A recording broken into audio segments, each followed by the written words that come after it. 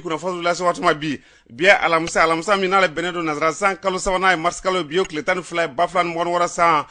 frafingalo ne sungalo ya irala ka fo biya le klem wa ani saba jatela san kalo kono dono de ejra san bakele ani kebana bina wolofla san do do ke ala ka nyaka dama ba kuru ba fula bi kuna fonu flene kala to ne ka fo mi masna ale marabul korna e irala ka fo mi ngone alsa mi ngone lakana bala ki bay ka fo ko mbaw ko se ko joroleno wa ko sifina ka chama ngone be ko olu ko ne yero black asaw ke mi lakana bala o ko kala ko kuna fone ne fol ko la kada se ami dom na ko bi mi sifina ka ko suba na wole ko palais des pionniers janigala ka fe sigira worona la irala ka fo ko ko baraw kera tratado mi maraba je kulu ka nyama ministre ale fait o kokora do kono fone nyefol ko la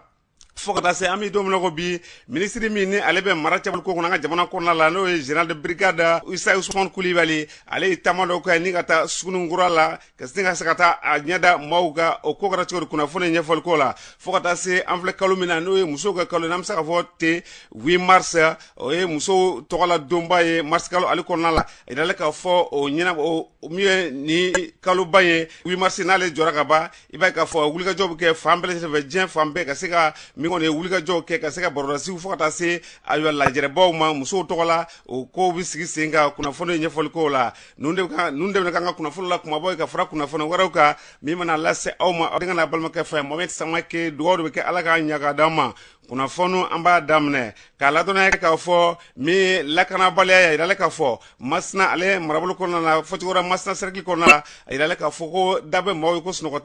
tere ko mi ngone alsa ma juguye fotora la wala jugu kebo kuga mun saluka barka ka bo ni roko foluna zango ami watu na jaga mino fokata se ayala la hala waroma fotora la foka ayira ka fo mi muso ka to ka muso nyini muso wele dugo na la muso nyini dugo na ni ka tanu ko oluga tuga baraw ke no fini ko na nyono we ki ba ka ko ke ma gele bay sigida mawma wala saka perpétratika dawma mi masna ka do ale ba to na jam fe ka saka wala mun ka ke ka saka nyefoye e to ni jamu ani ka bomi nto Bassirou Coulibaly ko bo machine circle la samake gele am ve akimikimi barga ga bu kosebe an sanjuli ni ame kulela ko famo kan deme ba ko fe ba nyefe ba flani nyonje kono gwande be nyeji de be duskashi drone bon fe ka ke mo jugu barai ami kulo ami kan be fo monta yoro laje anya ang keleta anyere kwa dishira kama anyere deme mo de gra sababu yeke tlaka onzi sirika mbule sirika di juguma o koroidi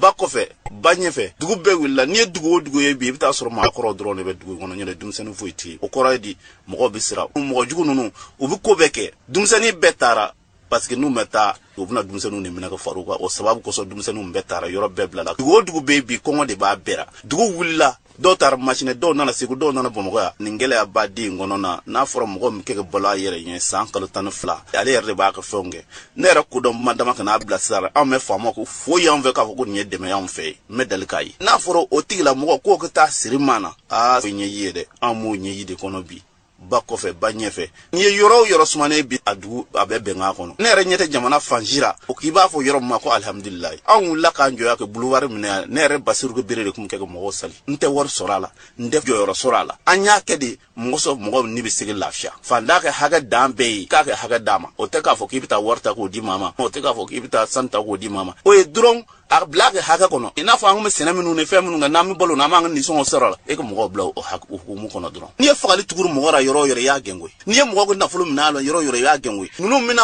jaga bode kuma sina sura dugu dama na ka cha ka fo wai muso dama ubuta finiko obuku horona imuso e ka di chewerema oguta asago kura kungo khonna na sayaga bisimoyi ango famo ka an kolashide imine kuma fo beba ko malike bo fanga munu makono utisege abeke enna na kibi yele jirika ne de na ni yele nse ye jiri ntago bo ko isiti dar eske ebi fe eki yele dozo wulla ke fe be jeleke aya ndeme ami anyere bobulola anana odozo ko lu mina ko do kasura ko marfo minona ku sisir ko bulo sir ko di jukuma burgina laje bige mal dozo ke boya ka ta fara burgina dozo ka u black kele ko nono yoro libere e ka laje yoro kele mbe jume mbe ka foko yoro lafia ledo ni manga sumane yoro ba soro ka foko abebe nga konnalera ma sigi kunbo e ke dugu do fo ka foko ni yoro ni lafia ledo adai famo de bita dugu datugule ke da dugu moka ay taka na fa za yana ngwa tinje talma ke matse bo kelama kiera era famo ka laje nyure kiera an segana an torla anyenna sajo kamara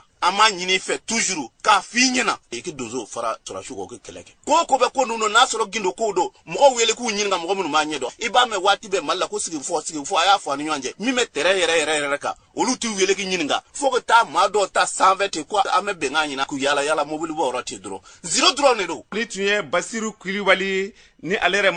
masina marama ni tun ale ka ɲɛfɔliw ye k'a yira k'a fɔ ko min kɔni an bɛ don min na ko bi ko halisa olu ka marabolo kɔnɔ ko maaw ni ɲɛji de bɛ ɲɔgɔn na min ye waleyajugu kɛbaaw ye k'u ka taa ni ka segin fanga ka bon o bonyada ye o tuma ko halisa u bɛ wele bila jamana ɲɛmaaw ma wulikajɔ min bɛ sen na halisa dɔ ka fara kan walasa min kɔni basigi o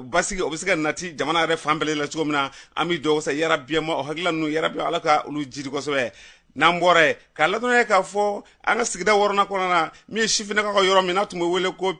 wele ko palais des pionniers a yira ka fɔ nin yɔrɔ kɔfɛlen ko a tun bɛ a mɛnda dɛ nka a na kɛ a baaraw jɔlen kun don kunnafoniw ka fɔ la min kɔni ye jamana ɲɛmaaw ye kɛrɛnkɛrɛnnenya jamanakuntigi k'a daminɛ jamanakuntigi Général d'armée Assimi Goïta olu ye hakililaw ta walasa nin yɔrɔ kɔfɛlen a ka se ka kurakuraya o baaraw bɔra ka kɛ a yirala k'a fɔ min ye tarata don ye wulikajɔ kɛra min ye maraba jɛkulu ka ɲɛma n'o ye premier ministre ye général de division Abdoulaye Mayiga ale ye wulikajɔ kɛ nin yɔrɔ kɔfɛlen ni ka se ka taa a kurumɔ kari a kurumɔ baaraw kɛlen sa a ye kɔrɔfɔ caman kɔni fɔ k'a yira k'a fɔ ko a nisɔndiyara nin waleya minnu n'a sigira sen kan wa k'a yira k'a fɔ ko a bɛ sifinnakaw fana a bɛ wele bila u kelen bɛɛ lajɛlen ma min kɔni ni palais ko caman bɛ se ka k'a kɔnɔna la k'a daminɛ ka min kalanw na n'o ye fasoden ɲuman kalanw ye fo ka taa se farikolo ɲɛnajɛ ma ko caman kɔni ko a bɛ kɛ nin yɔrɔ kɔfɛlen na ko a ka minɛ ka ɲɛ walasa min ye jamana ale ka siniɲɛsigi zango o ye sifinnakaw cogo min na jamana yɛrɛ bɛ se ka lafiya cogo min na o kɛnɛ k'a ye min ye premier ministre ale ye kɔrɔfɔ min fɔ an k'o lamɛn. Palais des pionniers dili bi pionniers ma n'o ye an ka sifilakaw cɛfan dɔw ye o b'a yira ko an ka jamana ɲɛmɔgɔ hali bi a bɛ ka a sen da président Modibo Keyita sennɔ la o tɛmɛlen kɔ a ka kan fana k'a fɔ ko fɛn min don a ye engagement min ta a bɔra k'o de la o lawaleya parce que an miiri n'an b'a la k'a fɔ états généraux mun ɲɛsinnen bɛ jeunesse ma olu de ka laɲini k'a fɔ ko ka palais des pionniers di cɛ jeunesse ma donc vraiment an bɛ jamana ɲɛmɔgɔ fo ka a wale ɲuman dɔn kosɛbɛ wele m'an bolo ka se an ka sifilakaw ma ni pionniers ma jamana ɲɛmɔgɔ tɔgɔ la o ye k'a fɔ hali bi k'u cɛsiri k'u banban parce que n'an ko Mali kura tɛ taa an ka sifilakaw ka wulikajɔ n'u ka cɛsiri kɔ donc vraiment ka kan nin kɛnɛ kan k'u fo k'u wale ɲuman dɔn yɔrɔ min don a ka kan vraiment bɛɛ k'i bolo di ɲɔgɔn ma pour que yɔrɔ bɛ se ka minɛ ka ɲɛ cogo min na n'o ye sanuya fanfɛla ye donc vraiment jigi b'u kan kosɛbɛ an bɛ ministre de la jeunesse an n'a baarakɛɲɔgɔnw k'u fana bɛɛ fo k'u wale ɲuman dɔn o de y'a to vraiment chantier sera ka ban a temps ka ɲɛ k'a kɛ nimisiwasa ye an bɛɛ lajɛlen ma. Nin tun ye premier ministre général de division Abdoulaye Mayiga nin tun ale ka kɔrɔfɔ nin kɛnɛ ka ye an bɛ dugawu sa a y'a fɔ cogo min na yarabiyama sifinnakaw bɛɛ lajɛlen nin yɔrɔ kɔfɛlen ye sifinnakaw bɛɛ lajɛlen ta ye bɛɛ lajɛlen ka se ka wulikajɔ kɛ ka se ka kalan minnu foroko baara minnu b'a kɔnɔ ka daminɛ kalanw na fo ka taa se farikolo ɲɛnajɛw ma ani ka se ka yɔrɔ yɛrɛ ka a tɔbɔtɔ ka ɲɛ walasa a bɛ se ka kɛ nafama ye cogo min na ka ɲɛsin sifinnakaw kelen-kelen bɛɛ lajɛlen ma an ka jamana kɔnɔ na yarabiyama ala ko hakilila ala ka an tulo ka tulo kunnadi ka se k'o ladilikan kɔ olu mɛn ka se ka baara kɛ n'olu ye n'an bɔra ye k'a ladɔnniya k'a fɔ minisiri min ni ale b'an ka jamana kɔnɔ ala ni ɲɛsimaya mara cɛbɔli koɲɛ ɲɛnabolo ma a yɛrɛ k'a fɔ ko ale ye wulikajɔ dɔw kɛ ni ka se ka taama dɔw kɛ ni ne ka se ka taa Sugunikura la Medina Kura sugu ni bɛɛ b'a wele ko Sugunikura aw n'hakili b'a la a tɛ tɛmɛ sanga janka min kɔni tasuma kasara dɔ kɔni o kɛra Sugunikura la tasuma kasara minɛ a juguyara kosɛbɛ sabu a kɛra sababu ye ka maaw bololafɛn caman jagokɛlaw ka se ka bololafɛn caman kɔni ka olu bɛɛ lajɛlen kasara o de kama sa min ye minisiri n'o ye général de brigade Isa Usumani Kulibali ale ye wulikajɔ kɛ ka se ka taa Injada kɛnɛ kan ani a sera ka dɛmɛ minnu ka se ka taa n'o ye ka se ka to di maaw ma nin yɔrɔ kɔfɛlen na Sugunikura la a ye kɔrɔfɔ min fɔ ka da kan an k'o lamɛn. Sugu u bɛ an ka minisiriso de ka yamaruya kɔnɔ a ka ɲi anw fana ka se yan donc an bololankolon tɛ se ka na an ye mun sɔrɔ an nana n'o y'an fɛ o ka kɛ ka mɔgɔw dɛmɛ o tɛ se ka min kɛra a tɛ se k'o bɔ yen nka o ye ka mɔgɔw dusu lafiya dɔɔni yanni wagati cɛ donc o kɔnɔna la an sera ka malo o kilo 25 an y'o bɔrɔ 1000 sɔrɔ sukaro o kilo 25 o fana bɔrɔ 1000 tulu litiri 5 o sigiyɔrɔma 1000 o kɛra an se ye ka na n'o ye o ye jamana kuntigi tɔgɔ la ani jamana ɲɛmaa bɛɛ tɔgɔ la donc an ka foli bɛ chambre de commerce ye an b'a ɲini u fɛ nin fɛn minnu nalen filɛ ani a ye fɛn wɛrɛ minnu sɔrɔ komi n y'a fɔ cogo min nin bɛ nin ko in kɛra mɔgɔ ma sigi a bɛɛ ka fara ɲɔgɔn kan a ka d'anw ye a ka di mɔgɔw ma u ka lafiya dɔɔni yanni sunkalo in ka ban a marali nafa t'a la a nana de ka mɔgɔw lafiya donc an b'a ɲini chambre de commerce fɛ a ka représentant bɛ yan u k'a lajɛ ka association dɛmɛ ninnu bɛɛ bɛ se ka tilan cogo min k'a fɔ a ye k'a bɔ a la sugu in a ma feere mɔgɔ ma a ma tɔnɔma da mɔgɔ ma a ma singɛ mɔgɔ ma sugu in ye faso de ta ye sugu ye Mali de ta ye sugu tɛ bɔ Mali taya la sécurité ko de don n'i y'a ye jamana gouvernement wulila k'i jɔ an ko Zena ta nin yɔrɔ in kuma cayara bari an y'a dɔn k'a fɔ kuma caman fɔra an y'a mɛn an fana ye malidenw de ye fɛn fɛn bɛ fɔ Mali kɔnɔ an b'a cɛ ma sugu in kɔnɔ an fana ka mɔgɔw bɛna sanni kɛ o tiɲɛni kɛra bɛɛ de donc kuma caman fɔra sugu in ye Mali de ta ye donc sugu ko fo k'a walawala mɔgɔw k'a faamu sugu ye communes ta de ye décentralisation y'a jira k'a fɔ sugu ye collectivités ta de ye sugu ye Mali sugu bɛɛ ye collectivités de ta ye nka kɛrɛnkɛrɛnnenya la Bamakɔ yan sugu belebele 3 bɛ yen minnu bɛ mairie ba ka bolo kan fo ka a lamɛn walasa k'a faamu o sugu belebele 3 minnu ka bon ni Mali sugu bɛɛ ye Sugunikura b'o la o bilala mairie centrale ka bolo kan Suguba b'o la ani Alde Bamako ni sugu 3 papier kɛlen b'olu de la k'olu bila mairie centrale ka bolo kan donc sugu tɛ mɔgɔ wɛrɛ ta dɛ état de ta don. Ni tun ye ministre min ni ale ka baara ɲɛsinma mara cɛbɔlimu an ka jamana kɔnɔna la général de brigade Isa Ousmane Coulibaly ni tun ale ka kɔrɔfɔ ye kɛnɛ kan waati min na wulikajɔw kɛra u fɛ ka se ka taa balo caman kɔni ni ka se ka o di min ye Sugunikura ale maaw ma o tuma an bɛ dugawu wasa yarabiyama ni hakilila ninnu ale ko ɲɔgɔnna caya an ka jamana kɔnɔna la halisa o kɛlɛkɛlɛ kɛ jagokɛlaw ka so o ɲɛmaa danga Boubacar Tanja ale yɛrɛ y'a ka nisɔndiyara nin baara in na kosɛbɛ a ye min fɔ an ka lamɛn. An ka sugu n'o ye Mɛnɛkura Sugunikura ye a jenina donc a jenina a digira maliyɛn bɛɛ la surtout an minnu bɛ chambre de commerce la ni jagokɛlaw ka danaya d'an kan a y'an tɔɔrɔ kosɛbɛ a don an sera yan nɔ an ye mun y'an ɲɛ na vraiment silamɛ t'a an ŋaniya ni balima ye jagokɛla t'a ŋaniya ni jagokɛla ye donc o hukumu kɔnɔna la an yɛrɛ ye hakili jagabɔw kɛ donc k'a jateminɛ comme an bɛ se ka bɔ ninnu kɔnɔnaw la sugu ye tiɲɛ ye sugu gérilen bɛ administration territoriale de fɛ ministre bɛrɛ bɔra yan sisan nɔ maintenant ale ka na yan nɔ ministre de commerce ministre de l'industrie et du commerce nana ministre de la sécurité nana a don yɛrɛ ka na u sen jɔ u ye mun ye a y'u bɛɛ dusuma kasi a y'an bɛɛ dusuma kasi donc an y'a yira k'a fɔ anw yɛrɛ jagokɛla ninnu waati dɔ sera an yɛrɛ ka hakili jagabɔ k'a lajɛ parce que wari ɲinini ka gɛlɛn chaque fois i ka nafolo ɲini san joli tile kelen k'a ye o taara ni tasuma taara n'o ye fiɲɛ fɛ i dun ye denbayatigi de ye i ka denbaya balo o de la i ye kabilatigi de ye i b'i ka kabila balo o de la i ye jamanaden de ye i bɛ jamana taxes sara o de la donc o bɛ hadamaden bɛɛ dusuma kasi donc o kɔnɔna la mɔgɔ caman ye dɛmɛ kɛ an b'u fo k'u barikada administration territoriale fana kura a nana sisan nɔ n'o y'an balimakɛ Kulubali ye a ye kuma min fɔ sisan a kɛra o bɛɛ ɲɛna a yɛrɛ sugu ninnu sera sisan nin y'a san 30 ye sugu bɛ jeni ka jeni yɔrɔ kɔni hadamaden nafolo ɲini ka gɛlɛn a ka jeni tɛ ale yɛrɛ y'a yira k'a fɔ sugu ninnu an ka bɔ kɔrɔlen kɔnɔ an ka sugu ninnu kɛ niveau international bɛ yen. Ni tun ye Boubacar Tanja ni ale yɛrɛ sugubulon ɲɛmaa dɔ ye ni tun ye ale ka kɔrɔfɔ ye kɛnɛ kan an bɛ dugawu kɛ yarabiyama ni hakilila ninnu ɲɔgɔnna ninnu fɛn fɛn ka se ka dɛmɛ ta ka ɲɛsin maaw ma maaw ninnu ye gɛlɛya sɔrɔ kabini lawale i b'a k'a fɔ min ye ɲɔgɔn dɛmɛ ye o b'an ka jamana kɔnɔna la o tuma an bɛ dugawu kɛ halisa dɛmɛ a bɛ fan o fan walasa a dɛmɛ bɛ se ka sɔrɔ cogo min na walasa ka se ka di maa minnu ye gɛlɛya sɔrɔ Sugunikura ale jenini senfɛ an ye maa ladɔnniya k'a fɔ min ye Sugunikura yɛrɛ jenina février kalo tile 15 ka dugu jɛ tile 16 la ba 26 san o tuma wulikajɔw bɛ kɛ halisa min kɔni ka se ka dɛmɛ bɛ se ka don a maaw ma cogo min na walasa min kɔni ye a dusuma o bɛ se ka sɔrɔ a baara la cogo min na an bɛ dugawu kɛ yarabiyama ala ka o hakilila ninnu ala k'o caya an ka jamana kɔnɔna la n'an bɔra ye k'a ladɔnniya k'a fɔ min kɔni ye mars kalo ye kɛrɛnkɛrɛnnenya 8 mars ale ye musow tɔgɔla don diɲɛ kɔnɔna la ni nin kɔfɔlen n'a sera ka ban kabini a kalo mana jɔ ka ban i b'a ye k'a fɔ wulikajɔw kɔni bɛ kɛ fan bɛɛ lajɛlen fɛ diɲɛ fan 14 bɛɛ lajɛlen fɛ musolakaw an balakaw fɛ walasa ka se ka ayiwa min kɔni ye barorasigiw na hakilila di ɲɔgɔn ma walasa min kɔni ye musolakaw u yɛrɛ bɛ se ka ayiwa dɛmɛw sɔrɔ cogo min na u bɛ se ka ayiwa u yɛrɛ ta cogo min na walasa min kɔni ye a jateminɛw y'a yira k'a fɔ cɛlaka bɛ se ka min kɛ ko musolaka bɛ se ka kɛ o tuma musow kana to u kana ka bolokɔfɛfɛn u yɛrɛ bɛ fara ɲɔgɔn kɛ ka se ka barorasigi caman kɔni kɛ hakililaw di ɲɔgɔn ma walasa min kɔni ye ayiwa siniɲɛsigi ɲuman olu se ka sabati cogo min na ɲinan ta ye a yirala k'a fɔ sigida ale fɔlɔ kɔni commune an ye min kɔni ye a sifinnakaw olu ye fara ɲɔgɔn dɔw kɛ wulikajɔ dɔw kɛ k'a yira k'a fɔ a tile kelen kɔni kɔnɔna la min kɔni ye musolaka fɛn kɔni mana a yɛrɛ sɔrɔ fɔcogo wɛrɛ la muso lasiritɔ minnu mana a yɛrɛ sɔrɔ olu ka kɛnɛyasoba ninnu na Kurufina k'i b'a ye k'a fɔ ko u bɛ wulikajɔw kɛ sa ni ka se ka dɛmɛ kɔni ta ka d'u ma n'a fɔ ko prise en charge o baaraw bɔra ka kɛ ɲinan ta in na olu y'a yira k'a fɔ ko 8 mars a bɛɛ kɔni tɛ dɔnkili duman ni fɔliw ye ko min kɔni ye baaraw ye ko olu bɛɛ lajɛlen ka sigi sen kan o de kama ɲinan ta in na u ye nin hakilila sigi sen kan min ye sifinnakaw ka ɲɛmaa n'o ye Ibrahim Boubacar Keita ale bɛ ɲɛfɔli kan baara u y'a sigi sen kan cogo min na a n'a kɛra kɛcogo min na a ye min fɔ an ka lamɛn. An y'a laɲini kɛrɛnkɛrɛnnenya la a kɛ 8 mars don min yira na o ye 24 heures de ye donc o bɛ daminɛ 0 heure ka laban 0 heure donc an ye équipe tila 6 ye ka en 4 heures de minuit à 4 heures du matin équipe dɔ bɛ yen k'o suit De 4h à 8h, équipe de au suit. De 8h à midi, équipe de au suit. De midi aussi à 16h, équipe de au suit. De 16h à 20h, équipe de au suit. De 20h maintenant à minuit, équipe de au suit. Aïe Morok, la Yassa, à Barafembeke, au journée kono, à Kasika Keno Chokaye. Na Seven Fura Boubolo, au Ogajona, un maire Bayer à Niningafo. Moro Morabe Djing au don, ou lui Rebecca, avec des naissances, à l'effet en charge. Ni tuye sigida folo no commune SNG a Manyama no ye Ibrahim Boubacar Keita ni tuye aleka korofo kanyesi ulu wala mi sigi senga kanyesi mi 8 mars ale nyina ma nga jamana kona nyina sankona la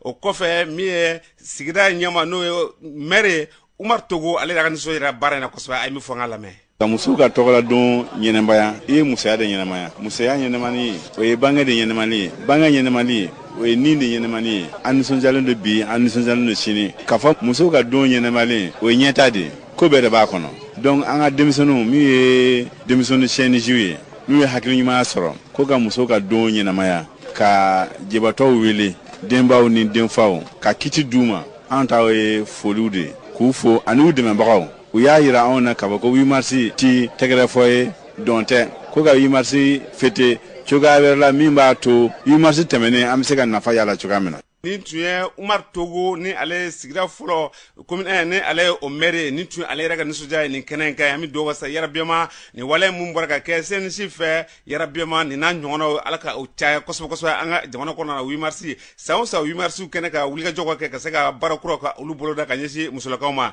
alsa 8 mars ale stratégie sa amalorne ka fo musuka jeguluba mina wele ko famille rural ayala ka fo o nyama no gundo kamisugo ale re nyefol chamanga yesi 8 mars wala ma ay mi fo angalame Odala muso an joro malla an de lu tlomai an de wuli benya an de be da benya donc o de ato ni ye sene boala to bi da to odala muso joro ka bo dun ka fa sabatilla kojugu jamana yere kono an joro ka ni ya bi an be to odala bi muso munun do setu ye ala ye an garje do sene de donc sene dum fana be ba lo gele ba kunna i nyabe ni jardin bayna na yar hake for yere te so me nyabe muso dama de be o te fewere mo munun do chesi lo no baro ba lo bi dahil me lo ne benna me muso munun do che sabaka to dahil me loni benna mais muso munu do che sabaka to bula do kelene do yere har ni chebu bolo iba suru mankene setu ye demsanu te barala u be foro la unu de unde be muso ka ministry ani Sénégal ka ministry ani environnement ani élevage parce que élevage fana ke ina na élevage ay sakaw ye do bolo donc ça veut dire que ni bara be anga barari donc nani deme min kaka ku hakili tana u hakili bana de mais ko do fara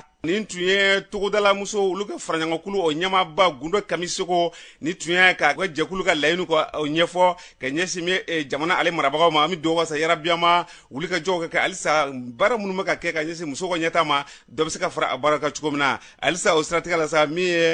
muso mi ton muso ko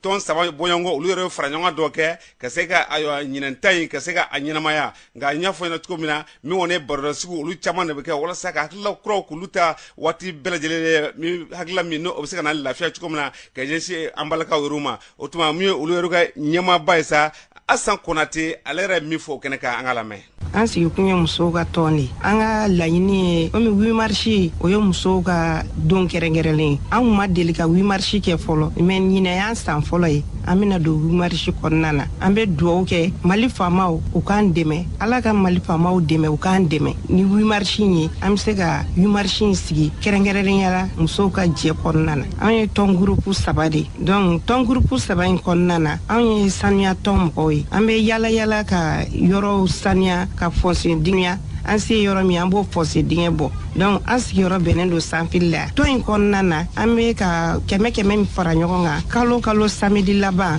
k'o kɛmɛ fara ɲɔgɔn kan donc wari tɔn in kɔnɔna na a be ka magoba ɲɛ anw ye gɛlɛyaba de kun b'an kan tɔnko in na donc an yɛrɛ bolola wari an be k'a ta ka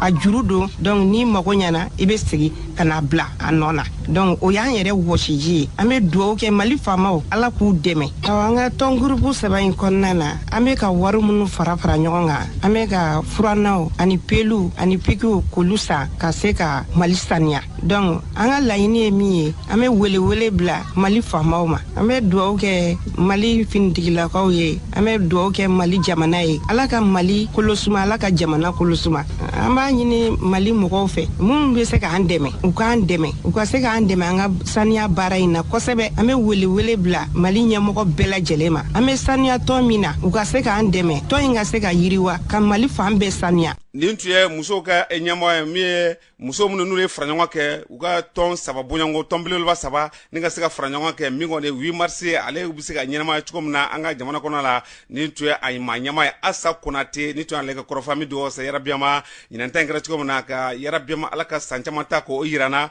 wa ka se ka olu bɛɛ lajɛlen ka o jaga tɛmɛ nin bɛɛ lajɛlen kan n'an bɔra ye min bɛ wele ko atteinte au crédit de l'État o tɛ dɔwɛrɛ dɛ ko min kɔni ye ka se ka wulikajɔw kɛ ka se ka min kɔni ayiwa kunnafoni dɔw ye ka se k'o di jamana ma min bɛ na ni ka se ka danaya ka o tiɲɛ ka o bɔ jamana kan k'i b'a ye k'a fɔ ko o wulikajɔ minnu n'o bɛ kɛ jamana kɔnɔ k'i b'a ye k'a fɔ ko sariya kɔni talen don o kama walasa ka se ka olu ɲangi a kɛra ka kɛ ka ɲɛsin jamana ma o sɔrɔ sira fɛ walima a kɛra ka ɲɛsin i mɔgɔɲɔgɔn ma i b'a ye k'a fɔ min sariya kɔni ale bɛ ka caman fɔ o la kosɛbɛ o walasa an ka perepelatigɛ sɔrɔ nin baara ninnu bɛɛ lajɛlen la min ye maître Mohamed Goita ni ale yɛrɛ ye sɔrɔnadɔla ye avocat ale b'o ɲɛfɔ an ɲɛna an ka lamɛn. Atteinte au crédit de l'État n'i y'a ta k'a jate k'a lajɛ mo bakuruba fila de b'a kɔnɔ atteinte b'a kɔnɔ atteinte ye mun ye ka dankari adamaden dɔ la ou ka dankari fɛn dɔ la bon ni crédit ta crédit ye fɛn ye ale dalen don wariko de la danaya ka taa wariko fan fɛ o de crédit ye kunnafoni tɛ tiɲɛ ye mun bɛ dankari faso ka danaya la ka taa nafoloko fan fɛ mun bɛ a ka danaya tiɲɛ a n'a baarakɛɲɔgɔnw cɛ ani a ka fasodenw cɛ parce que jamana tɛ wari bɔ yɔrɔ yɔrɔ jamana mago wari la sisan a bɛ wele de bila mɔgɔ ma n'a bɛ fɔ ma ko appel public à l'épargne k'an na juru donna kɔfɛ n bɛ juru sara a bɛ se ka kɛ sababu ko mɔgɔw lasiran ka wari di jamana ma parce que a fɔ k'a tɛ se ka sara a bɛ se ka mɔgɔw lasiran fana mɔgɔ bɛ taa wari bɔ jamana wagaden kɔnɔ ka taa bila yɔrɔ wɛrɛ jamana ka basigi min bɛ dankari jamana ka danaya la ka taa a ka nafolo sira fɛ o de y'a to a kɛra ko ye mun kɔnna kosɛbɛ Mali sariya fɛ première guerre mondiale mun kɛra guerre in kɔnɔna na nansara dugu caman gɛlɛya sɔrɔ guerre in kɔfɛ nafoloko gɛlɛya b'o la sɔrɔko gɛlɛya b'o la Faransi yɛrɛ b'o kɔnɔna na donc kelen fanga sinamatɔn mɔgɔ dɔw wulila ani kunnafoni jɛnsɛnna mɔgɔ dɔw k'a fɔ Faransi binna Faransi dɛsɛra Faransi wari tɛ foyi ye bi o kunnafoni jɛnsɛnnen mɔgɔw siranna wari bɛ mɔgɔ minnu bolo u y'u ka wari labɔ Faransi ka taa bila jamana wɛrɛ la Faransi marabagaw u ko n'u ma wuli ka u jɔ ni Faransi bintɔ de o de y'a to 1924 san 1924 Faransi lasigiden bulon n'a b'a fɔ assemblée olu ye loi dɔ ta o loi in loi pénale don a kɛra loi kura ye mun bɛ atteinte crédit de l'État ka kɔnniya ni mɔgɔ o mɔgɔ ye kunnafoni jɛnsɛn taa jamana ka nafasɔrɔ sira ma u bɛ ɲangi loi nana Mali la cogo di en 1961 Mali fana lasigiden bulon ye loi dɔ ta loi 61-99 du 3 août 1961 o code pénal in kɔnɔ olu fana ye atteinte au crédit de l'État bila kɔnɔ k'a fɔ ni mɔgɔ min ye nin kɛwale in kɛ i bɛ ɲangi kuma min tɛ tiɲɛ ye k'o ta k'a da dɔ la ou bien k'o ta k'a da jamana ma ou bien k'a ta k'a da jamana marabagaw la a bɛ fɔ ma ko diffamation o tɛ bɛn o tɛ liberté d'expression ye ani a bɛ fɔ fɛn dɔ ma ko dénigrement lagosi ka lagosi ta k'a ɲɛsin ka jamana ma k'a ta k'a ɲɛsin jamana marabagaw ma ou bien k'a ɲɛsin mɔgɔ wɛrɛ ma i bɛ t'u ka jɛnsɛn pour que ka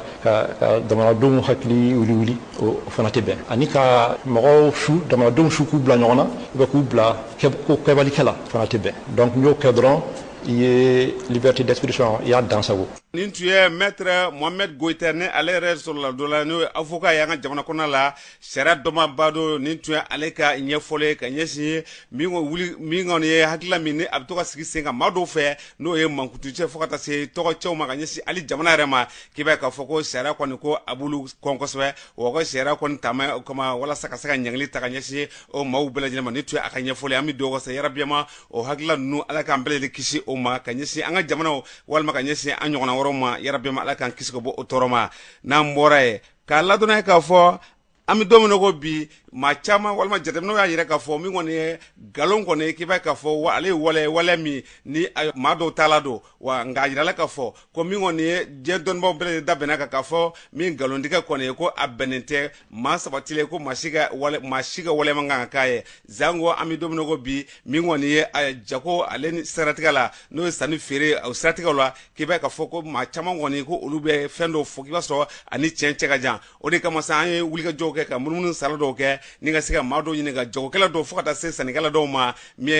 ye sɔngɔko ye minɛnw na ka nkalon tigɛ k'i b'a ye k'a fɔ ko kɔlɔlɔbaw de b'a la olu ye min di o ko ka an ka lamɛn. Vannu commerce la ote konyumamba yi ga minanta prix na doro ni ne ga minan prix abana na ya san alhamdulillah igatike na masa igatike ko fe kan fo kila fana ga famu de ka fo jago kila ta minanta kana be don de nyina ka bo jago kila fana kan ga famu to no sudo be imango da minanga o bina ni gele jamana kon o dum mai tayre sama samali abarika ka bon ngone soroma la bolike wale kama discussion meke prix ko la kosobe ani kilaunche o ko ni gelare wala ka fo nyi minanta na sungolo ban yɛrɛ kɔnɔna na ka sɔrɔ a ma ta o la I y'a sɔrɔ sɔngɔ la min b'o duguma yaasa I ka se ka dantɛmɛ tɔnɔ sɔrɔ a la o yɛrɛ man ɲi sunkalo yɛrɛ kɔnɔna na ko ɲuman tɛ jango an donnen kaloba in kɔnɔna yɛrɛ la n'o ye sunkalo ye hali an yɔrɔ min minɛ a bɔ yɔrɔ minnu na a dɔw tɛ silamɛ mais n'o ko fɛn min b'a kɔnɔ o de b'a kɔnɔ bon ne fana n'a ma ɲɛ ko i fɛn di client ma n'i ko mun b'a kɔnɔ ani ko mun don a ka k'o yɛrɛ yɛrɛ ye quoi faut pas que client ka danaya da I kan ka déplacer ka bɔ yɔrɔ janba la ka na sanni kɛ bolo après a selen boutique la ou bien a kɛlen ka sanni kɛ a selen a ka so a ka taga fɛn wɛrɛ sɔrɔ a kɔnɔ o bɛ client décourager siɲɛ wɛrɛ sanni na o ye kɔlɔlɔ ye yɛrɛ ma k'a fɔ kɔni I bɛ se k'a fɔ client ye ne ka minɛn sɔngɔ ye nin mais k'a fɔ n y'a san I kale n y'a san nin na k'a sɔrɔ e m'a san o la o ye kalon de ye I ye kalon tigɛ k'i ka wari de ɲini o a fɔ client ye dɔrɔn a sɔngɔ ye nin bon ni garijɛgɛ b'a kunna a b'a san n'aw garijɛgɛ tɛ ɲɔgɔn bolo a bɛ se ka taa ɲɛfɛ a b'a san mɔgɔ wɛrɛ bolo mais I kɛn'i kale k'i ka wari kɛ haramu ye bolo k'a sɔrɔ I halala don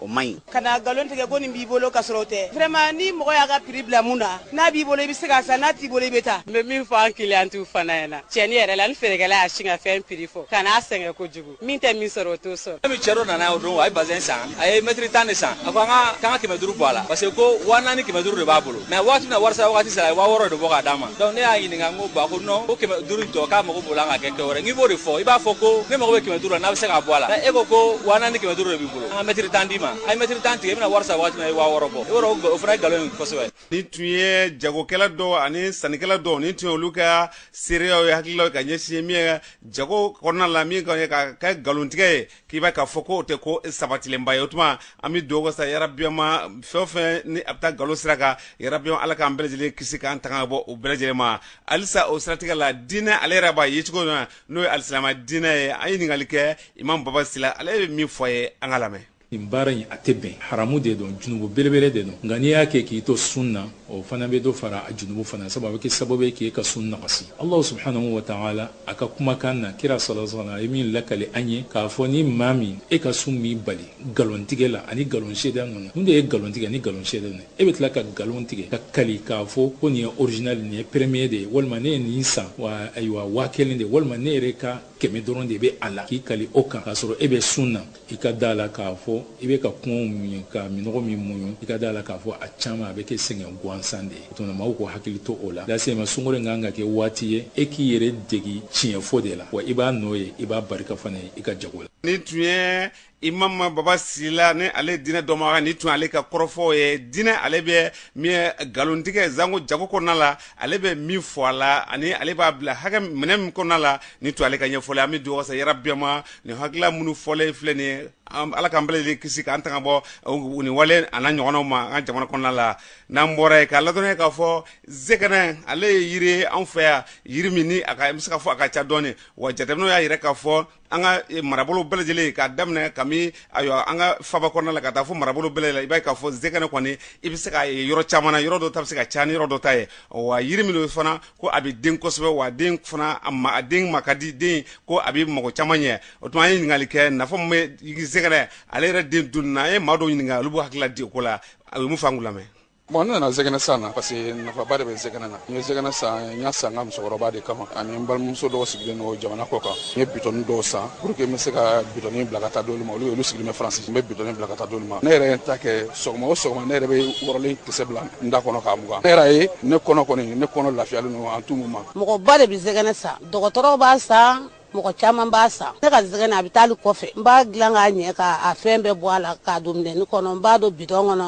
ka ji k'a la dɔw b'a san ka boisson k'a kan k'u ka ni toniki ninnu a bɛ taa yɔrɔ bɛɛ mɔgɔ caman bɛ fara in san dɔw b'a dilan k'a kɛ kunkolo wusulaw ye dɔw b'a wuli k'a min k'a ka kusa tension ni diabète ma mɔgɔ camanba de bɛ fɛn caman bɔ fara in na hali ne yɛrɛ tɛ minnu dɔn ka yiri fanba bɛɛ ye jɛgɛnɛ de n'i b'a dun kɔnɔna joli ani furudimi ninnu ani kɔnɔja ninnu a ka ca Ala fɛ I bɛ kisi o ko ninnu caman ma jɛgɛnɛ bɛɛ lajɛlen dama ka kan hali banabaatɔ a bɛ se ka jɛgɛnɛ dun n'a ma kɛnɛya las'a ma a tɛ bana foyi las'a ma ni tun ye maa dɔw kɛ seereya ye ka ɲɛsin zɛgɛnɛ ale nafa ma a dunni nafa ma adamaden yɛrɛ ale ka ɲɛnamaya la ni tun ye maa dɔw ka seereya ye o kɔfɛ sa an ye kɛnɛya tigilamaa dɔw ɲininka Dr Burema Tarawele ale yɛrɛ bɛ ɲɛfɔli k'an ye zɛgɛnɛ ko la a ye min fɔ an ka lamɛn. yiriden de don yiri min bɛ sɔrɔ an ka Sahel kungo kɔnɔnaw la a nafa ka bon kosɛbɛ kosɛbɛ kɛnɛya yɔrɔ la a nafa fɔlɔfɔlɔ a bɛ farikolo labɛn bana caman ma o ni kɔrɔ ma ni an b'a fɔ o ma vitamine bɛ sɔrɔ a la vitamine min bɛ farikolo kɛlɛkɛdenw système immunitaire ninnu olu renforcer yiriden mun don a bɛ sukaro di farikolo ma ka fanga don i la an b'a fɔ o ma ko effet énergisant kɔfɛ la fɛnɛ i b'a ye ni ale donni fɛnɛ ka farikolo dilan ka magaya farikolo ko yɛrɛ la kɛrɛnkɛrɛnnenya la a bɛ se ka dilan tugun ka hali tulu yɛrɛ bɔ a la i b'a ye yiriden a bɛ kɛ sababu ye fɛnɛ ka kɔnɔ yɛrɛ fɛnɛ magaya mɔgɔ caman bɛ a dun o yɛrɛ effet in de kama tulu bɛ yiridenw na n'i y'o dun k'a dama tɛmɛ substance dɔ bɛ farikolo la an b'a fɔ min ma ko cholestérol i b'a ye a bɛ se k'o to fɛnɛ la yɛrɛ farikolo tulu nafantanw an b'a fɔ min ma ko balili pepewu ka bɔ a dunni na a bɛ ɲini kɛrɛnkɛrɛnnenya la muso lasiribagatɔw fɛ donc olu ka a dunni nɛmɛ o ni banabagatɔ minnu n'u ka bana kuntagala ka jan o bɛ ka fura ta fura min ni a bɛ ta waati bɛɛ. nin tun ye Dr Burema Tarawele nin tun ye ale ka ɲɛfɔliw ye ka ɲɛsin zɛgɛnɛ ale dunni nafa ma ka ɲɛ adamaden yɛrɛ ka ɲɛnamaya kɔnɔna la nin tun ye ale ka ɲɛfɔliw ye an bɛ dugawu kɛ sa yarabiyama a fɔra cogo minnu na yarabiyama ala ka hakilila ninnu ala ka olu sabati n'an bɔra ye k'a ladɔnniya k'a fɔ sifinnaka dɔ ka faraɲɔgɔnkulu dɔ n'olu yɛrɛ b'u wele ko Edu Mali a yirala k'a fɔ ko ni faraɲɔgɔnkulu ko u ye faraɲɔgɔn dɔ kɛ dɔ fara ɲɔgɔn kɔnɔ na ka se ka ɲɛfɔli dɔ kɛ bawo olu kɛ faraɲɔgɔn kun tɛ dɔwɛrɛ ye halisa min kɔni diɲɛ laban dɔnniyaw ni o bɛ masimafɛnw dɔnniya kɔfɔ ka se ka olu sigi sen kan walasa min kɔni halisa kalan yɛrɛ taasiraw la min bɛ se ka nɔgɔya don cogo min na kalan yɛrɛ kɛcogo la o tuma a ɲɛmaaba kɛnɛ kan n'o Amadu Sise ale min fɔ an ka lamɛn. Edu Mali la i b'a sɔrɔ a ka telefɔni mun b'a bolo n'a bɛ fɛn fɛn k'a la o telefɔni o y'a ka ekɔliso de ye a bɛ fɛn fɛn sɔrɔ ekɔliso la ekɔlimɛtiri bɛ se ka fɛn fɛn d'a ma ekɔli la a bɛ o ɲɔgɔn sɔrɔ à travers Edu Mali a ka telefɔni na tako fɔlɔ ɲɛsinnen bɛ kilasi 10nan ani 11nan ani 12nan précisément kilasi minnu ye scientifique ye comme les TSE test expérimental TSECO 11e science et 10e nka o dɔrɔn tɛ vu que baara daminɛ de don Edu Mali ka tila programme kelen na baara ɲɔgɔn tɛ don n'a nata la an ka laɲini ka se ka enseignement secondaire bɛɛ lajɛlen couvert ani enseignement secondaire technique ni général ani enseignement fondamental hali ka tɛmɛ o bɛɛ kan ka taga formation professionnelle la minnu bɛ se ka nafa ɲɛ kosɛbɛ kosɛbɛ hali minnu bɛ yen nɔ n'u ma kalan kɛ nka u b'a fɛ ka langue wɛrɛ ni fɛn wɛrɛw kalan u bɛ se k'a kɛ à travers Edu Mali o y'an ka laɲini ye don nataw la Edu Mali ka service dɔw bɛ yen o tɛ sara dɔw bɛ yen o bɛ sara mun tɛ sara o ye ka na i yɛrɛ ka na i yɛrɛ kalan i yɛrɛ ka na i yɛrɛ cultiver n'a bɛ fɔ o ma les bibliothèques numériques Edu Mali bɛ ressources dɔw créer k'a bila o bibliothèques kan qui sont classées par thématique n'o tɛ sara maintenant i mago bɛ mɔgɔ de ka sɔrɔ maa min bɛ i accompagner i ka se ka i ka objectif atteint dans un domaine d'enseignement a bɛ fɔ o de ma un accompagnement personnalisé o de bɛ sara a bɛ varier classe niveau ni niveau mais mun ye classe 10nan mɔgɔw ye minnu bɔra DEF la sisan ka na terminal la olu bɛ 13 siɲɛ kelen san kɔnɔ mun ye kilasi 11nan ye o de ye 75 000 mun ye kilasi 12nan ye o ye 85 000. nin tun ye Edu Mali Amadu Sise n'ale y'a maɲɛma ni tun ale ka ɲɛfɔliw ye baara in a bɛ ka kɛ kɛcogo min na o kɔfɛ sa min ye kalanfa dɔ ye n'o ye Mahamadu Keyita ale yɛrɛ min fɔ an ka lamɛn. Jamana o jamana mun b'a fɛ ka taa ɲɛ faut que a denmisɛnninw bɛɛ ka kalan Edu Mali nafaba ye mun ye o ko la an ka denmisɛnninw bɛɛ bɛna se ka ressources documentaires sɔrɔ facilement wa o dɔrɔn tɛ a b'a kɛ fɛnɛ denmisɛnninw parents bɛ se ka lajɛ denmisɛnninw bɛ ka kalan sɔrɔ cogoya min na u bɛ ka kalan mun sɔrɔ est-ce que a bɛ k'u nafa a plateforme tɛ na k'a fɔ k'a bɛ na ekɔlisow remplacer a bɛ na de ka na ekɔlisow ka baara renforcer a bɛ kɛ sababu ye maître min bɛ kalan di denmisɛnninw ma kilasiw la ni denmisɛnninw taara so moyen dɔ bɛ kɛ u bolo fɛnɛ so pour que u ka se k'u ka kalan fɛnɛ améliorer. nin tun ye Mahamadu Keyita ni ale yɛrɛ ye Edu Mali ale yɛrɛ kalanfa dɔ ni tun ale ka ɲɛfɔlɔ ye an bɛ dugawu sa laɲini tɛ dɔwɛrɛ ye halisa kalan yɛrɛ bɛ se ka kɛcogo bɛ se ka ɲɛ cogo min na ani ka dɔ fara dɔnniya kan cogo min na laɲini dɔ ye o tuma an bɛ dugawu sa yarabiyama ala k'olu hakilila ala ka olu jidi an ka jamana kɔnɔna la n'an bɔra ye k'a ladɔnniya k'a fɔ min ye kuranko sira ye fɔcogo wɛrɛ la pano min ye pano yɛrɛ a sigicogo ani maa dɔw b'a yira k'a fɔ i n'a fɔ pano n'a ale kɔni sigira ka ban k'i b'a ye k'a fɔ maa man kan ka gɛrɛ a la walima ka to ka i sigi a kɔrɔ kɔrɔ la k'i b'a ko kɔlɔlɔ bɛ se ka maa sɔrɔ o la an ye ɲininkali kɛ courant dɔnbagaba dɔ n'o ye Garba Jalo ye ale bɛ ɲɛfɔli k'an ye olu ko la a ye min fɔ an ka lamɛn. Panneau a bɛ dépend i ka hangar format la ni format hangar de don y a pas de problème bɛ se k'i sigi a kɔrɔ ni format incliné don fana mɔgɔw b'a ɲini ka inclinaison ɲɛnama d'a ma ni sigiyɔrɔ bɛ i bɛ se k'i sigi a kɔrɔ ou bien ni a sigiyɔrɔ i bɛ fɛ ka utiliser k'a k'i ka suman mara yɔrɔ ni sanji t'a sɔrɔ problème t'a la i bɛ se k'i ka sumanw mara yen ji b'a sɔrɔ a b'i ka sumanw kɔni tiɲɛ parce que taa i b'a sɔrɔ sanfɛlaw de don i sanfɛla min don i bɛna sɔrɔ panneau posé cogo kama joint tɛ yen donc ji bɛ se ka infiltrer dɔɔni dɔɔni k'a fɔ ko panneau principe de fonctionnement de kama ko i ka stock bɛ se ka contaminer ni fɛn dɔ ye non contamination tɛ yen a fɔra ko énergie solaire ye énergie verte donc ni verte don ça veut dire que dégagement foyi tɛ yen min bɛ se ka na ni contamination ye parce que i tɛna ye a bɛ mankan dɔ bɔ min b'i siran ou bien a bɛ gaz dɔ dégager au moment du fonctionnement min b'i siran donc o t'ale la an bɛ se ka jɔyɔrɔ yɔrɔ min na o ye peut-être côté local technique ye n'i y'a sɔrɔla i ka local technique ma bon kosɛbɛ donc peut-être suman marali batterie kɛrɛfɛ ni batterie min dayɛlɛlen don i n'a fɔ batterie acidulée parce que dɔw fana b'o utiliser u ka installation kɔnɔ o kɔni batterie principe de charge n'a décharge la i b'a sɔrɔ a bɛ acide gaz dégager peut-être que o bɛ se ka i ka céréale ou bien i ka suman infecté dɔɔni mais ni batterie gérée de don c'est la batterie fermée i bɛna sɔrɔ problème foyi tɛ parce que a tɛ gaz foyi dégager min bɛ se k'i ka suman contaminer ou bien ni batterie lithium don o conception la i tɛ gaz ye min bɛ dégager donc o la o tɛ se k'a fɔ ko mɔgɔ bɛ siran k'a bɛ n'i ka suman contaminer ni local technique ka bon mais maintenant local technique man bon fana peut-être que i bɛna batterie sigi sumanw de kan ou bien i bɛna sumanw sigi batterie kan o fana la farati b'o la parce que ni i bɛna suman ta f'i ka batterie déplacer ou bien f'i ka o baara kɔnɔ i bɛ maga batterie la a ti ɲɛ batterie déplacer de ko kuma dɔw ni local o déplacement bɛ se ka na ni mauvais contact ye i ka installation la ou bien ala a bɛ se ka court-circuit créer o yɔrɔ la an tɛ mɔgɔ conseiller n'i ka local technique man bon f'i ka taa sumanw fana mara batteriw ka ɲi o fana la problème dɔ bɛ se ka na par exemple ni batterie explosé la a kɛra batterie lithium ye o a kɛra batterie gélée n'a explosé la ka suman minnu to a kɔni kɔnɔ o y'o sumanko bannen ye parce que o la kɔni gaz gélé ninnu bɛ produit gélé nɔgɔ bɛ dégager ka kɛ suman kan ni lithium fana ta bɛ se ka tasuma ta a bɛ produit lithium dégager o fana seritɔ bɛ se ka kɛ i ka sumanw kan bon n'o kɔni kɛra dɔrɔn o suman tiɲɛni ye mais ni état normal de don batteriw sigilen don foyi t'a la geliw don lithium de don foyi t'a la principe de fonctionnement ka ɲi a agi fana batterie kɛnɛkɛnɛw de don donc o la problème t'a la o ni local technique ka bon i bɛ se ka sumanw bila ka fan kelen fɛ ka batterie bila fan kelen fɛ mɔgɔ tɛ se k'a fɔ ko o principe de fonctionnement bɛ se ka batterie contaminer non ni nana lajɛ box wifi kelen bɛ électromagnétisme dégager box wifi kelen a bɛ so kɔnɔ a bɛ électromagnétisme dégager o ye fɛ ka bon ni panneau 100 panneau 60 ta ye parce que an ka principe de fonctionnement yɛrɛ la principe d'installation la e bɛna sɔrɔ an bɛ batterie installer ni câble minnu ye a tɛ a permettre ka effet électromagnétique dégager quoi magnétisme foyi t'a la k'a fɔ k'a bɛna suman contaminer ou bien ka mɔgɔ dɔ contaminer sinon an delila ka kuma yɔrɔ kan waati dɔ la. nin tun ye Garba Jalo ale ye courant ɲɛnɛmaba ye an ka jamana kɔnɔna la ni tun ale ka kɔrɔfɔ ka ɲɛsin panneau ko ale sigicogo ma ani k'a jira k'a fɔ ko kɔlɔlɔ fosi kɔni t'a la hali ni maa min y'i sigi a kɛrɛfɛ walima k'i ka sumaw bila kɛrɛfɛ k'i b'a ye k'a fɔ ko kɔlɔlɔ fosi t'a la o tuma an bɛ dugawu kɛ sa ladilikan minnu dira yarabi ala k'an tulo kunnadi ka se k'o ladilikanw mɛn ni ka se ka baara kɛ ni olu ye n'an bɔra ye k'a ladɔn ye k'a fɔ n'ala siranna sunkalo tile 24 o dafalen ye o tuma sunkalo tile 24 su o ye bi su na ye nafila jumɛn kan ka selo na ani araka ɲuman kan ka kalo la karamɔgɔ imam Maliki Danbele ka bɔ Joyila Maba ale b'o ɲɛfɔ an ye an ka lamɛn.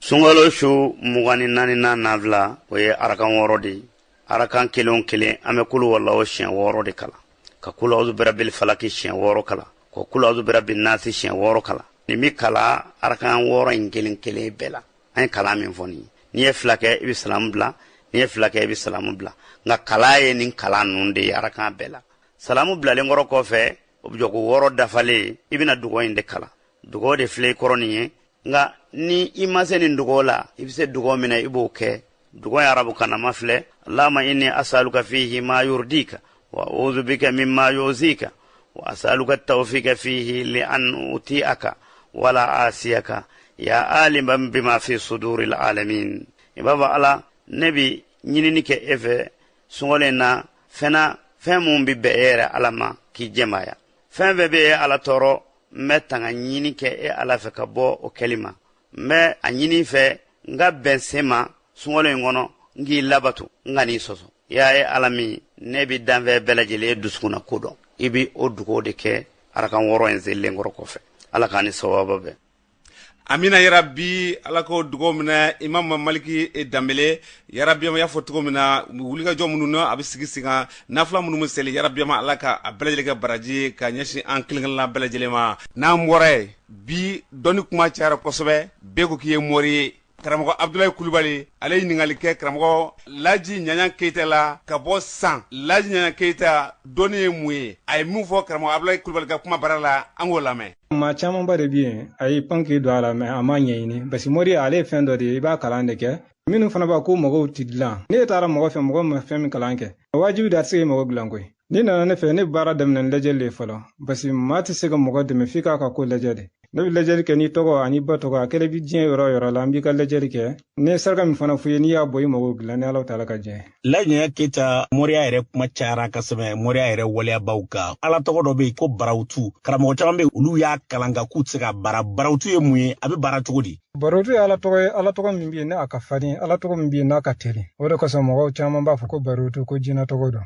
jinɛ tɔgɔ tɛ dɛ ala tɔgɔ de don barawutu so fila bɛ yen so kelen o y'a sanu bonda ye a fɔ de ma ko barawutu sugu fiyɛ masa solomana ala taala ye barawutu de d'a ma a ye sanu karabana ka jinɛw karabana ye a kɛla ni nin bonda in de barawutu bayti dɔ bɛ yen walahi ni mɔgɔ ma fɛrɛ ala b'a halaki ninnu ye dɔnniw de ye kuwa o ti kɔrɔbɔ kuwa. nin dɔnnen don nka o n'a ta bɛɛ gɛlɛya bɛ ɲini kana maaw fa jamana kɔnɔ na mun de la ni nin bɛɛ dɔnniya bɛ aw la jamana kɔnɔ na sɛgɛn ka jugu bi ka tɛmɛ kununko kan. nin dɔnbagaw de ka dɔgɔ ni dɔnni b'i la i bɛ kiliyan dɛmɛ de mɛ mɔgɔ nana e fɛ yen nɔ 50 t'a bolo ko k'a ka 30 bɔ i bɛ mɔgɔ dɛmɛ de min ka gɛrɛ ne o ye lajɛli de. nafolo baara bɛ ne bolo i bɛ baara de kɛ mɔgɔ ye sababu bɛ dayɛlɛ ne ta bɛ kɛ sɛ finman de la ne y'a baara kɛ mɔgɔ min a bɛɛ lajɛlen ɲɛna. i ko ko sɛfin nafolo dɔw ko ko sɛfin nafolo yɛrɛ ko nafolo saniyanen tɛ. sɛfin nafolo minnu bɛ yen n'olu tɛ se ka dun olu fana bɛ yen n'a fɔra sɛfin a mɔdɛri ka ca a min bɛ ne bolo o saniyalen de don ne y'o kɛ a ka ca wa dɛrɛ yɛrɛ b'a la kalo 3 ni tile 9 fɛn dɔ bɛ ne bolo fantan ni faama bɛɛ lajɛlen u bɛɛ bɛ se ka ja la parce que ale prix bɛɛ lajɛlen 1000 de jate fɔ yiri kulu kelen don i bɛ diɲɛ yɔrɔ yɔrɔ la n b'a kirisi k'a sama i ma n'i ye ko n'a ye i bɛ segin ka n'a ta o ale kɛn k'a ye de. dɔnni ye sira fila de dɔnni dɔw bɛ yen olu bɛ baara ni se de ye ni se t'i ye o dɔnniw tɛ se ka baara siga foyi t'a la mɛ se tɛ mɔgɔ min n'a nan'i fɛ kan'a fɔ i bɛ fɛn d'a kan fɛn min se t'a ye a dɛmɛ a bɛ se ka wuli cogo min na n'a sera yɔrɔ dɔ la a bɛ se ka min kɛ a b'o kɛ dɔnni o cogoya de. ni mɔgɔ mago bɛ ne na i bɛ miiri n ka orange la 92 33 84 50 malitɛli 67 63 43 49 a bamanankan 92 73 80 ani 4 50 ni mɔgɔ min ye nin kɔngɔ i ni ne bɛ ɲɔgɔn sɔrɔ ne yɛrɛ de bɛ n ka telefɔni ta n ka fori b'i bɛɛ lajɛlen ala ka jamana in kisi ni ka jamana in tanga. ni tun ye laji ɲaɲan kan ye karamɔgɔ abdulayi kulubali ka kuma bara la a y'a fɔ cogo min na an bɛ dugawu kɛ ala ka an ni an mɔgɔ ɲɛbaw ala ka n'olu bɛɛ n'an bɔra ye an bɛ taa an ka jamana kɔ kan jakarta dunbiya mun b'e bolo bi. foli ani tanu ni an b'a lase a lamɛnbaga bɛɛ lajɛlen ma an karamɔgɔ mamɛdi samake i ka yamaruya kɔnɔna na an ka jamana kɔ ka kunnafoniw b'a daminɛ bene benekaw fɛ yen dɔgɔfurankɛ tɛmɛlen jatigɛwale bingani dɔ kɛra a yirala k'a fɔ ko o bingani wale in kɔni kɛra sababu ye ka mɔgɔ 15 bɔnɛ u nin na benɛ surasilakaw la mamurutile jɛkulu eta islamiki ko olu ye wulikajɔ ta ka ɲɛsin surasiw ka daga dɔ ma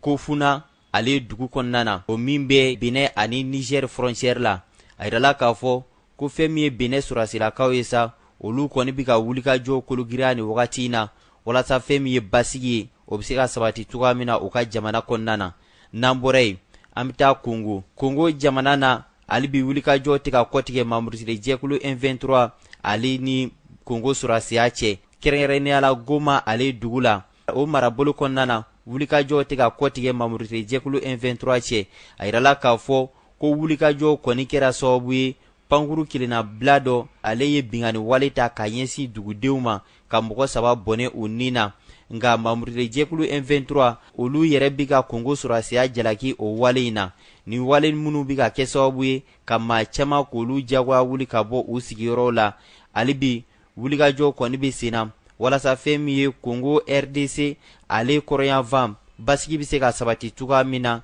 jamana in kɔnɔna na n'an bɔra yen an bɛ taa Iran halisa mugutigiw bɛ sen na Iran États-Unis ani Israel ni ɲɔgɔn cɛ o kɛlɛ in bɛ sen na ni y'a tile 10 ni kɔ ye ni wulikajɔ kɔni bi ka kɛ sababu ye ka mɔgɔ caman bɔnɛ u nin na ani ka caman wɛrɛw joge ani ka dɔw yɛrɛ jagoya wuli ka b'u sigiyɔrɔw la a yirala k'a fɔ ko kabini kelen kɛlɛ in daminɛlen ni sisan cɛ a kɔlɔlɔw bi ka dadigi kɛ sɔrɔ ko nasiraw fɛ kɛrɛnkɛrɛnnenya na taji sɔngɔ gɛlɛyali Europe ani Asie gun kan diɲɛ jamana ba 7 olu kɔni ka lajɛrɛw bolo dalen don walasa ka kuma ɲɔgɔnya kɛ jamana ninnu ni ɲɔgɔn cɛ bɛn ni basigi o bɛ se ka sabati cogoya min na ani gɛlɛya minnu bɛ ka don diɲɛ kɔnɔna na tajiko nasiraw fɛ fura bɛ se ka sɔrɔ o kow la cogoya min na o wulikajɔ kɔni bɛ sen na hali bi an bɛ dugawu de kɛ sa fɛn min ye bɛn ni basigi ye ani lakana yarabi ala m'o sabatila Mali kɔnɔna na ka fara diɲɛ jamana wɛrɛw kan an karamɔgɔ an kun ye min sɔrɔ jamana kɔkɔ kunnafoniw la ni kun ye olu la kumaba dɔw ye. an cɛ jagarja kunnafoniw ɲɛna i y'a fɔ cogo na an bɛ jabaru masa deli san ni waati bɛɛ lajɛlen la yarabiyama ala min ye gɛlɛya minnu bɛ an ka jamana kɔnɔna la k'a daminɛ ka lakanabaliyaw ka taa se a ɲɔgɔn caman ma an bɛ jabaru masa deli yarabiyama ala